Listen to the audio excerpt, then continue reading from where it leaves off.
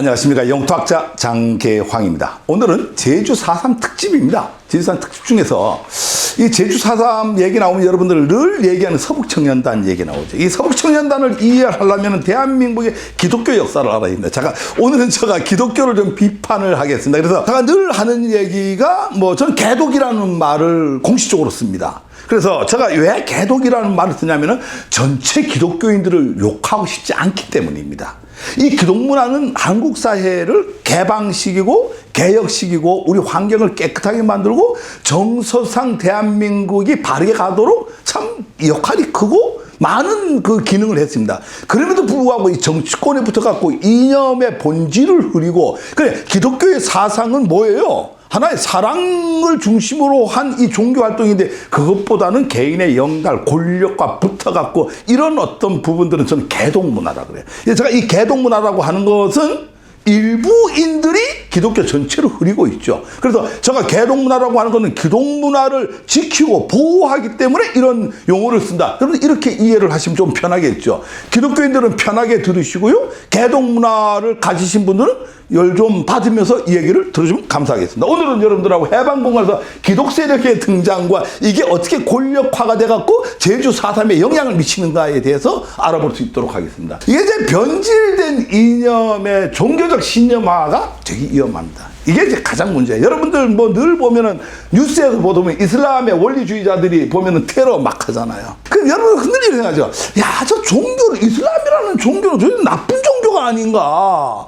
어떻게 종교를 믿는 사람이 테러를 저렇게 하고 아무 일도 없어도 할까? 그렇지는 않습니다. 그 사람들이 봤을 때는 그렇게 테러를 해야지 천당에 가는 거예요. 자기는 원리주의에 의해서 하나님의 계시에 의해서 종교적 신념을 갖고 테러를 하는 거예요. 그렇게 테러를 함으로써 자기는 어떻게 간다고요? 천당 가요. 그래서 자기 목숨 초계와 같이 바치는 거예요. 이게 얼마나 무서워요. 제주 4.3 바로 이런 종교의 신념화라고 하는데 이 종교의 신념화가 만들어낸 비극이에요. 대한민국 비극 중에 가장 큰 비극이 종교의 신념화. 이게 바로 이슬람 원리주의자들의 이단 논쟁과 종교 전쟁 다 마찬가지다라고 하는 거예요. 이단 논쟁 사회적 갈등 구조를 만들어내고 이런 변질된 이념의 종교, 이 기독교 사상을 바른 기독교인들이 있는가 하면은 이렇게 매일 2단이나 따지고 3단, 4단 논리나 따지고 이렇게 그 원리주의 따지고 이래서 종교 신념화에 의해서 사회 갈등을 시키는 이런 것들이 있는데 해방군은 기독교에 뭐하니까 우리는 흔히 말할 때 우리가 지금 흔히 쓰는 빨갱이라는 용어를 다시 한번 분석을 해볼게요. 이 빨갱이라는 용어는 이거 좋은 말인지 나쁜 말인지 모르겠는데 대한민국 사회에서는 엄청나게 나쁜 용어로 이렇게 그래 파랭이가 있나 봤더니 파랭이는 없는 것 같아요. 어쨌든 빨갱이만 존재하는데 저는 어디 가서 매일 이런 강의를 하다 보니까 저보고 매일 빨갱이라 그래요. 저는 사실 개인적으로 되게 보수적인 집안에 아버지는 공무원을 한 30몇 년을 하셨고 어머니는 새마을운동에 기수고 보수주의자인데 불구하고 학교에 있을 때는 매일 빨갱이 교수고 이러는데 전 너무 억울하다. 그러니까 왜 빨간 안경을 쓰고 보니까 다 빨갱이로 보이는 거예요. 역사적 진실과 팩트를 얘기하는데 그걸 갖고 왜곡한다. 그런 게 왜 생겼느냐. 바로 이 해방공원의 기독교 이념이 문제다. 왜 그러느냐. 이게 뭐냐면은 뒤에 나오게 되는데요. 요한계시록 12장 3절이에요. 12장 3절에 보면은 이 붉은 용이라는 용어가 나와요. 이 붉은 용이 바로 사탄을 얘기하는 거예요. 이건 바다에 살아요. 이 용은 민물에 살아야 되는데 바다에 사는 용이다 보니까 사탄으로 보는 거예요. 한경지 목사는 뭐라고 하니까 이 사탄은 공산주의자고 공산주의자는 빨갱이다. 공산주의자는 사탄이니까 죽여야 된다. 이렇게 얘기를 합니다. 강연 설교 시간에. 그러니까 이 서북청년단 청년들은 그 강연을 설교를 듣고 제주에 내려가서 저 사람들이 다 빨갱이니까 어떻게 해야 돼요? 사탄이잖아. 사탄이니까 아무 죄의식 없이 막 죽이는 거예요. 그게 12,000명을 죽인 거예요. 이게 4.3의 본질이에요. 그러니까 4.3의 사람들이 몇 명을 몇 분능선 어디서 몇 가구 어떻게 그런 것들은 기록에 보면 다 나오는 거예요. 그게 하나 안 중요해요.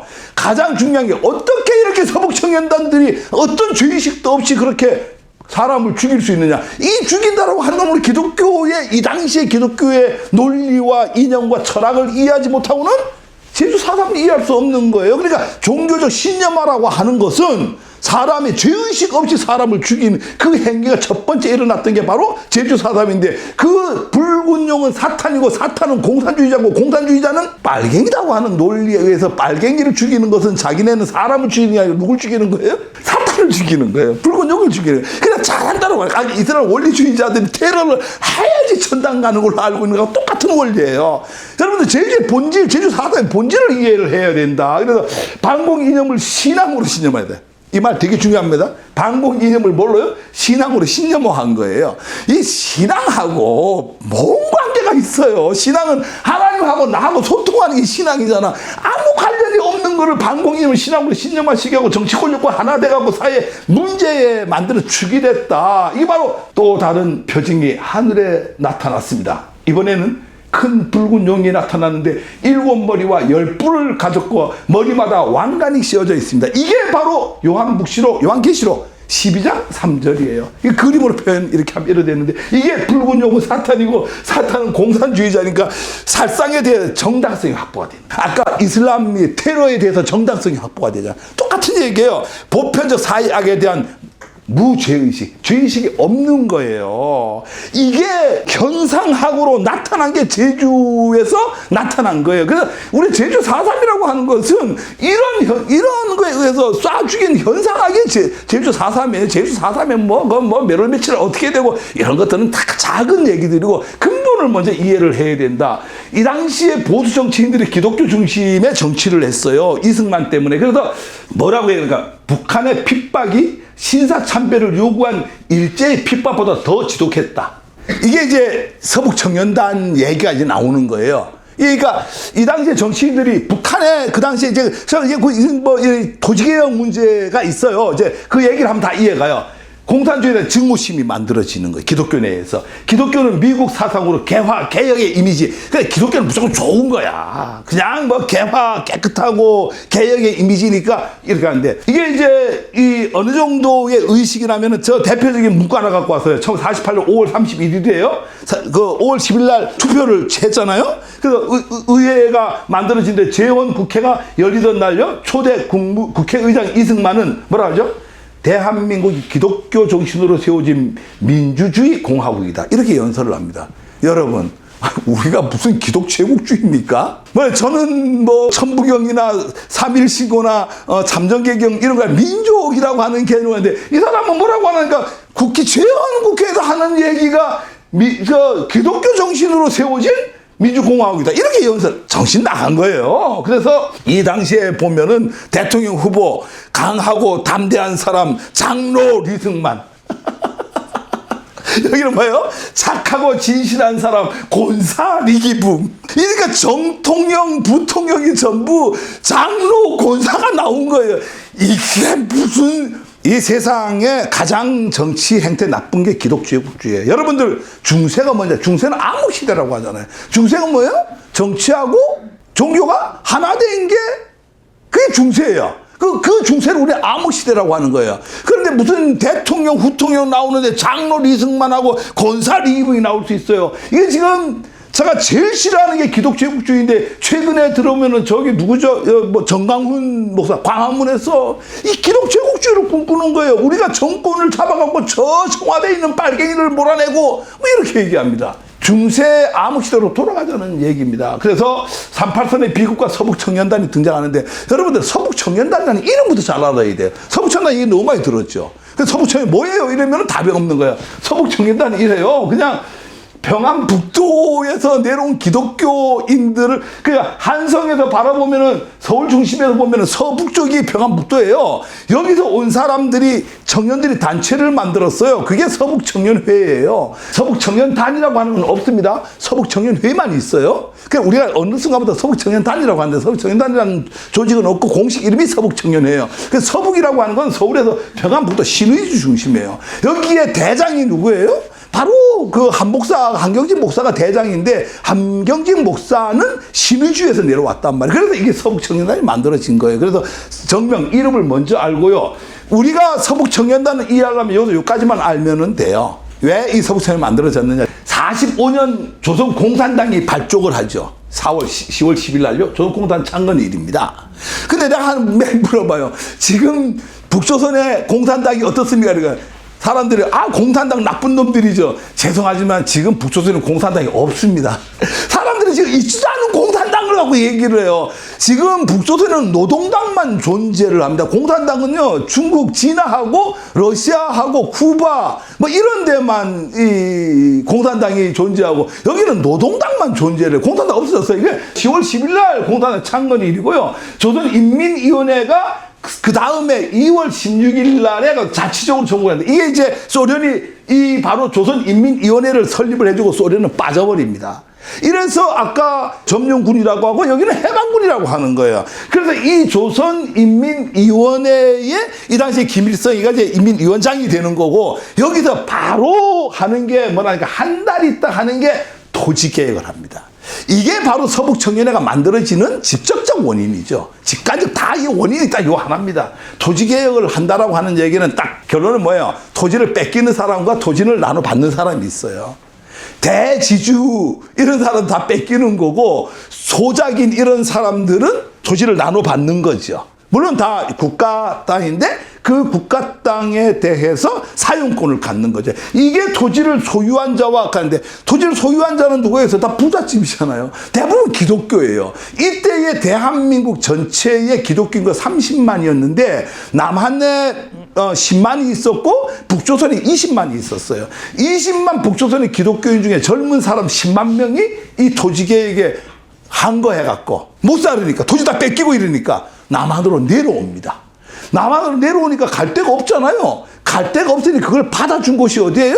바로 영락교회예요. 영락교회에서 그 한경진 목사가 이걸 같은 이제 그 신의주에서 왔으니까 대부분 이제 그쪽에서 왔단 말이에요. 그 다음에 48년 5월 10일 날에 우리는 최초의 남한만 총선을 이때 이제 주권을 우리가 최초의 행사를 하는 거고 제헌국회가 7월 17일 날 탄생을 해갖고 민주공화국의 체제를 갖추게 되고 8월 15일 날 정부가 수립이 돼서 이승만 대통령이 취임을 한 이런 과정을 거칩니다. 문제는 이제 여기서 이제 48년 9월 9일 날에 조선인민민주주의공화국이 9월 9일 날에 수립이 돼갖고 조선인민위원회 헌법이 채택되고 김일성이 수상으로 마찬가지로 한 달 가까이 뒤에 이렇게 취임을 하고 조선노동당이 공산당이 없어지고 49년 6월 달에 조선노동당이 성립이 돼갖고 지금은 북조선에는 노동당뿐이 없어요. 공산당이라고 하는 건 없어요. 그래서 하여튼 조선노동당이 성립돼갖고 오늘까지 이어지고 있다. 요거 보는 거야. 그럼 우리가 조금 전에 서북청년이 왜 만들어졌다고요? 바로 이 토지개혁 때문에 만들어진 거예요. 토지를 뺏긴 불만 있는 기독교인들이 내려오는 거예요. 그래서 서북청년회는 북한 사회개혁 당시 월남한 이북 각 도별 청년단체고요. 46년 11월 30일 서울에서 결성한 극우 반공단체예요. 왜? 공산당이 싫어서 내려온 사람들이잖아요. 공산당이 싫어서 내려온 사람들이에요. 그러다 보니까 극우 반공단체고 정식 명칭은 서북청년회가 되는 거고요. 식민지 시대의 경제적, 정치적 기득권을 잃고 남한 지주 집안의 출신들이고요. 청년들이 주축이 돼서 결성을 한 반공우익단체다. 이렇게 보시면 되고요. 자, 서북청년 탄생과 정권이 이제 이용을 하는 게 이제 이게 핵심입니다. 이게 바로 이 탄생 자체가 뭐냐면은 이게 우리 말하는 제주 4.3이에요. 대한민국 이념의 틀을 바꾼 서북청년회인데 보수와 진보 그리고 우익과 좌익 뭐 이렇게 이 당시에 이제 막 나눠지고 이승만 전 대통령의 메카시즘 너무나 잘 알잖아요. 이 용어만 따놨으니까 이해를 하신다고. 서북청년회 탄생의 영락교회와 한경진 목사 뭐 이런 건데 먼저 한경진 목사를 좀 이해를 할 필요가 있어요. 한경진 목사는요. 신의주 출신입니다. 제2교회에서 출발해서 조선신학교의 교회사 교수였어요, 원래가. 그리고 이제 45년 12월 달에 한경진 목사가 배단위 교회를 설립을 합니다. 그러다가 49년도에 영락교회로, 명동에 가면 있죠, 영락교회. 그게 원래는 배단위 교회예요. 그분은 그 이전에 신의주에 있을 때는 이제 조선신학교의 교회사 교수를 했고요. 서북 지역에 피난민들이 내려온 갈 곳이 없어요. 이 사람들을 거의 뭐 이렇게 정권에서 인후보증을 해요. 인후보증이 뭐죠? 사람이 사람을 보증해 주는 거예요. 즉 다시 얘기해갖고 북조선에서 내려왔으니까 뭐 아무런 누가 보증 서준 사람이 없잖아요. 그러니까 영락교회에서 보증을 서면은 되는 거예요. 그래서 비교적 이때 이제 이 뒤에 이제 나오게 되는 서울대 입학을 할 때 영락교회에서 인후보증 딱 서주면 서울대에 들어가는 거예요. 지금 80대 90대 된 사람들은요, 서울대 출신들은 대부분 이때 인후보증으로 서울대 들어갔던 거예요. 그러니까 10만 명이 내려온 사람 중에서 뭐 한 7, 8천 명이 서울대를 그 당시에 들어갔어요. 그 사람들이 또 다른 노론이 되는 거예요. 사회 주류가 되는 거죠. 그래서 그 뒤에 좀 이따 얘기를 하고요. 서북청년회 집적조직과 운영을 하고요. 신탁 반탁 운동도 참여하고 반공 운동을 하고 피난민도를 구제하고 해외 선교사도 파견을 하고 이 영락교에서 주로 했던 일입니다. 자, 근데 이제 제가 뭐 몇 가지만 여기서 읽어 드릴게요. 이게 한경지보다 김병기가 쓴 규장문화사에서 쓴 한경지 목사라는 책인데요. 이렇게 얘기합니다. 그때 공산당이 많아서 지방도 혼란하지 않았까시요? 북한 사람이니까. 그때 서북청년회라고 우리 영락교회 청년들이 중심이 되어 조직했시오. 시인을 했어요. 이렇게 커밍아웃 했어요. 우리 영락교회에서 만들었다. 그 청년들이 제주도 반란 사건을 평정하고도 그랬시오. 이해가 되죠? 그러니까 우리 영락교회 청년들이 미움도 많이 사게 되었죠. 이게 비교적 영락교회 50년사 설교집에 보면 이런 내용들이 다 나오게 됩니다. 배답도 못하는 거예요. 서북청년회라고 하는 것은 영락교회 중에 교회 중심에서 만들어졌다고 하는 거든. 그래서 이게 지금 뭐 그 사진들이고 한경지 목사 회고록에 우리 교회 청년들 서총 조직 해갖고 50년사에 이 사진이 나옵니다. 이러니까 이렇게 제주 4.3에 했다 이렇게 얘기를 하는 거고요. 또 뭐라고 그러나 공산주의자 말로 일대 괴물이다.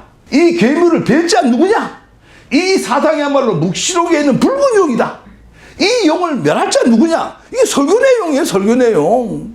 그러니까 여러분 이걸 알아야 돼요. 아까 종교의 신념화라고 그랬잖아요. 공산주의라고 하는 이념을 종교적 신념화를 가지니까 갖게 된 게 뭐예요? 이 용을 멸할 자는 누구냐? 이렇게 설교를 하는 거예요. 설교를 들은 영락교회 청년들은 공산주의자를 붉은 용으로 보고 말세에 나타난 사탄으로 봤을 것이죠. 그러니까 한경지 목사 설교는 서북청년의 행동을 보다 적극적으로 하게 만든 거예요. 살인을 저지르고 총으로 쏴 죽여도 어떤 죄책감도 안 느끼고 정의로 사탄을 없애니까 잘한 일로 그간다.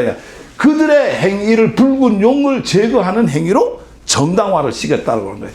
이게 이제 반공을 신앙으로 신념화할 때요, 상대편은 단순히 적이 아닌 사탄이자 붉은 용으로 직시를 한다라고 하는 거예요. 되게 중요한 부분이죠. 해방 이후에 기독교를 지배해온 적대 문화가 기독교에 되게 팽배해 있었고요. 이것이 기독교인들의 행동을 적고화했고 기독교인들이 서슴지 않고 적을 사탄으로 보고 붉은 용으로 규정해갖고 배제하고 제거하고 이러니까 어떤 죄의식도 없이 막 쏴 죽인 게 그게 바로 제주 4.3이에요. 그래서 제주 4.3의 구체적인 행동이 중요한 게 아니라 그 원인에 왜 이렇게 했느냐, 이런 것들이 원인이 됐다.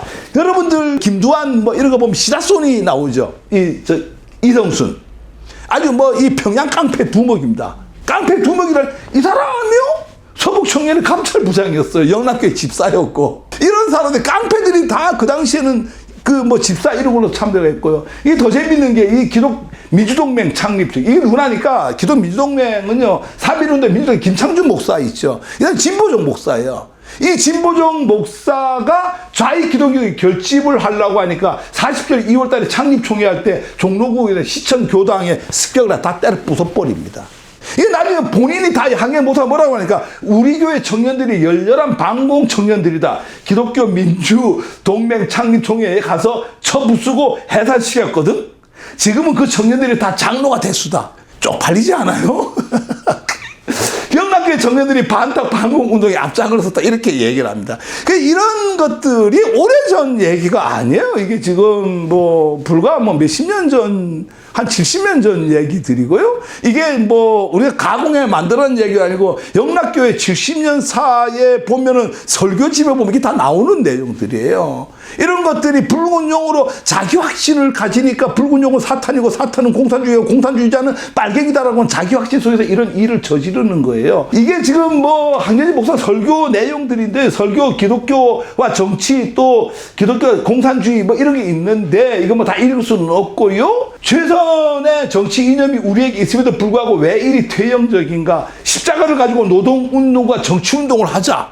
이 기독 제국주의를 만들어 나가고 여기다 막 이렇게 부추기는 거예요. 참신앙을 가지고 정치운동, 사회운동을 이렇게 해야 한다. 이게 말이 안 되잖아요. 되게 멋있게 보이죠? 이게 말이 돼요?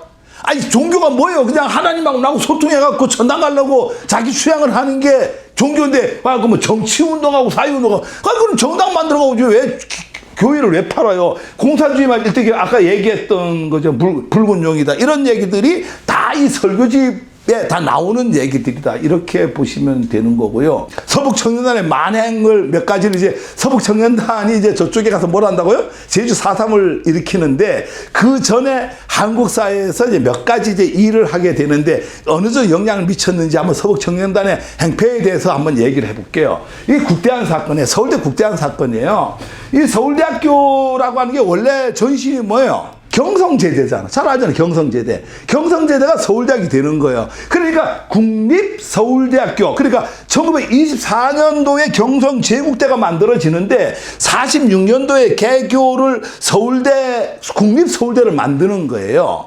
그러니까 나라의 국립서울대를 그러니까 경성제국대학을 국립서울대로 만드는데 이 복잡한 얘기 다 빼고 그냥 결론만 말씀을 드릴게요. 국대한 사건이라는 게 뭐냐니까 이때 경성제국대학교에 있던 교수들이 어떤 사람들이에요? 이병도 뭐 이런 사람들 알잖아. 그죠? 다 친일에 부역했던 사람들이야. 그런데 이제 46년도에 이제 국립서울대를 만드니 그 중에 민족 정신이 있는 사람들이 뭐라고 하겠어요?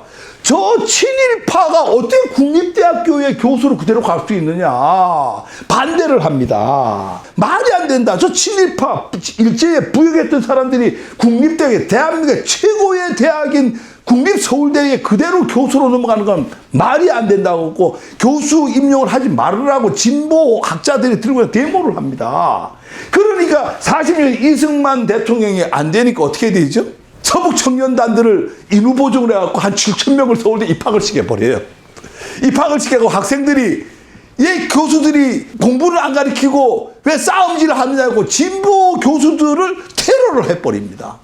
이게 국대한 사건이에요. 친일 부역했던 사람을 몰아내려고 하는 교수들을 다 사회주의 공산주의자로 몰아갖고 오히려 역으로 데모를 하는 거예요. 이게 서북청년단이 이 짓을 했어요.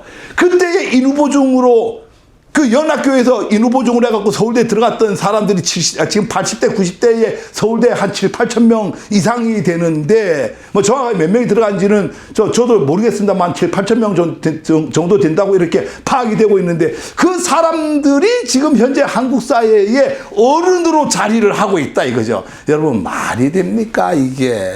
이게 어떻게 말이 돼요? 이런 게 바로 국대한 사건이에요. 너무나 엄청난 사건이죠. 그래서 이런 어떤 것들을 여러분 인터넷을 통해서 좀 자세히 국대한 사건들, 뭐 자료도 많이 없어요. 왜? 다 감춰버리고 지워버렸으니까요.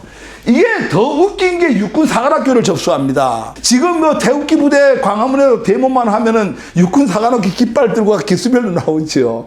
그게 이제 다 여기서 이렇게 서북 청년단들의 후예들이에요, 그 사람들이. 이 보면 대한민국 육군 군사정부 수립의 요체를 47년도에 입교한 몇 개 5기생. 5기생의 3분의 2가 서북 청년단 출신이에요. 10만 명이 내려왔으니까 그 중에 대부분의 사람들이 7, 8천 명 저쪽으로 가고요. 3분의 2가 몇백 명이 서북청년단이 6사 5기를 장악을 합니다.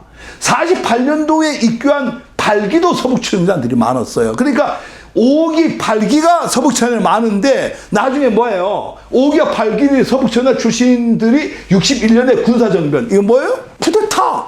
박정희가 쿠데타 일으키잖아요. 5.16 쿠데타를 일으키는데 주축 세력이 두 세력이 있죠. 이런 거 안 가르치는 모르는 거예요. 두 세력이 뭐예요? 한 세력은 5기, 8기, 6사. 또 한 세력은 저기 만주 군관학교의 2기생들이란 말이에요. 거의 16명이 달라붙는 거예요. 이 사람들이 주축이 돼갖고 5.16 쿠데타가 만들어지고 그때 정권을 다 잡고 그 정권이 언제까지 왔어요?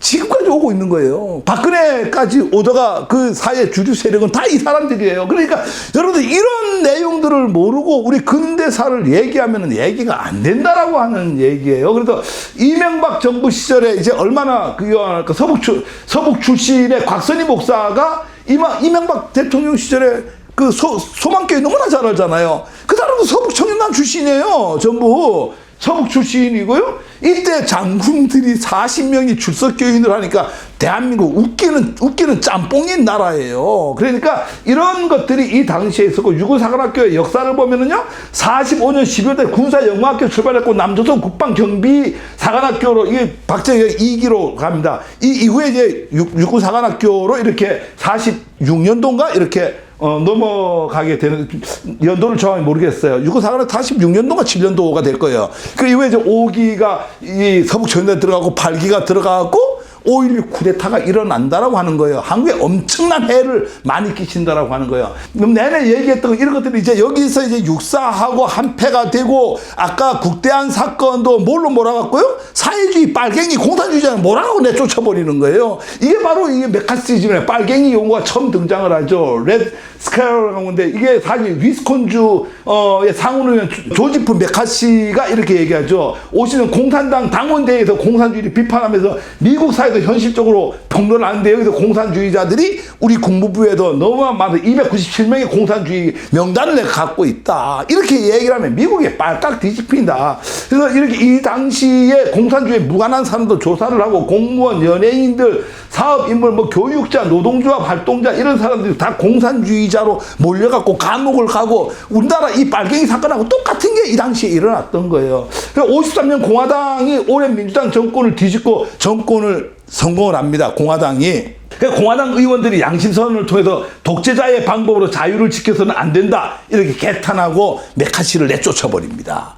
그래서 지금 정상 국가가 되는데, 우리나라는 이 이승만 정권 시절에 메카시즘을 차용을 해갖고 언제까지, 지금 이 순간에도 지금 메카시즘이 통하는 국가가 됐단 말이에요. 그러니까 매일 정광훈 목사나 이 우리 극우들, 건전한 보수들은 안 그래요. 광화문에 모여가고 뭐라고 해요? 저 청와대에 있는 저 문재앙 빨갱이를 뭐 몰아내갖고 저쪽에 있던데, 밑에서 교인들이 아멘 하고. 그래서 속으로 내가 막 하면서, 야, 저게 기독교 정신인가? 빨갱이를 몰아 쳐 죽이고 그걸 아멘하는 그 떠드는 연설자는 뭐고, 그거에 의해서 아멘하는 신자들은 뭔가 도대체. 근데 아직까지 우리는 메카시즘 이 공화국 속에서 살고 있다. 너무나 좀 그거죠. 그래서 이승만 정권이 메카시즘을 차용을 하죠. 민족주의 기반이 워낙 허약하고 미국의 메카시즘의 영향을 많이 받았고, 이 당시에 일제강제 부역자들이 등장에 대한 명분이 필요했던 거죠. 그래서 메카시즘에 의해서 이 비교적 상위 임시정부에 있던 사람들 다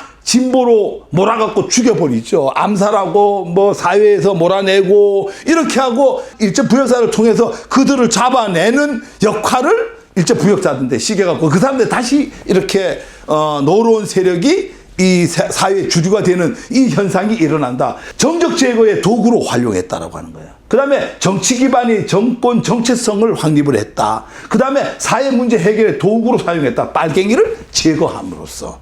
이런 것들이 이제 바로 메카시즘이 많은데, 빨갱이 어원과 기독 반공주의에서는 미 군정은 반공 사상을 당연히 이제 그 당시에 미국이 메카시즘의 이 시대 상황을 있었다. 이승만도 자기 그 보수의 전통성이 민족주의 개념이 없다 보니까 메카시즘을 차용을 했다. 서북청년회가 뒷받침을 했다 해서 한경직 목사가 이런 것들을, 미 군정과 이승만을 활용해서 기독 제국주의의 꿈을 꾸고, 서북청년회를 활용해서 이승만 정부의 협조해서 제주 4.3을 일으키고, 미 군정과 협조해서 기독교 사상을 확대하고 적산가옥 이런 것들을, 지금 뭐 신학교들 되게 부자죠. 그 당시에 적산가옥 올려 미군으로부터 막 싸게 기독교가 다 해먹은 거예요. 영어 잘하니까요.